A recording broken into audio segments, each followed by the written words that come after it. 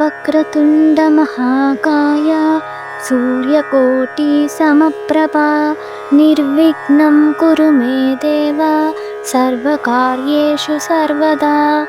అర్థం: తిరుగుబాణం లాంటి ముఖం, పవర్ఫుల్ లుక్తో ఉండే వినాయక, నువ్వు 1000 సూర్యుల్లా బ్రైట్గా కనిపిస్తావు. నా ముందున్న అడ్డంకులన్నీ తొలగించు.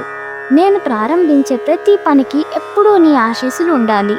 జీవిత పాఠాలు: అడ్డంకులను ధైర్యంగా ఎదుర్కొను. గణేశుడు తాను ఉన్నట్టుండే కాకుండా తన తొండాన్ని వంపుగా ఉపయోగించి మార్గాన్ని దాటి వెళ్తాడు. మనకు అదే పాఠం. ఎంత పెద్ద సమస్య వచ్చినా సరైన దృష్టికోణం, మైండ్ సెట్తో దాన్ని తేలికగా ఎదుర్కోవచ్చు. మంచి ఆలోచనలతో మొదలుపెట్టు. ప్రతి పనిని ప్రారంభించే ముందు మన లోపల ఆశయం స్పష్టంగా ఉండాలి. గణేశుని ఆశీర్వాదం అంటే మనం తొలిచేయాల్సింది మనసులోని ఆందోళన, అనిశ్చితి. ప్రాసెస్ మీద నమ్మకం ఉంచు. విజయం ఒక్కసారిగా రాదు. గణేశుడు మనకు చెప్తున్నది ప్రతి దశ మీనింగ్ఫుల్.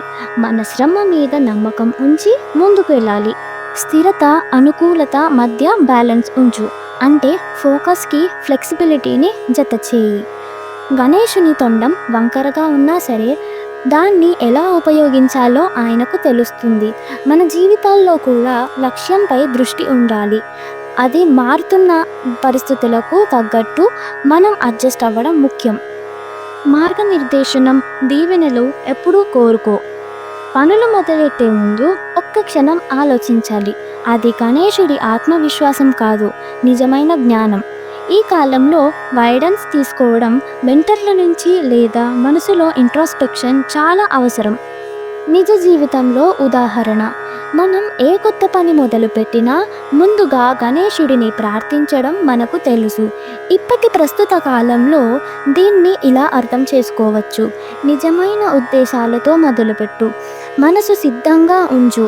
మార్పులకు తక్కువ టైంలో అడాప్ట్ అయ్యే విధంగా సాఫ్ట్గా ఉండు.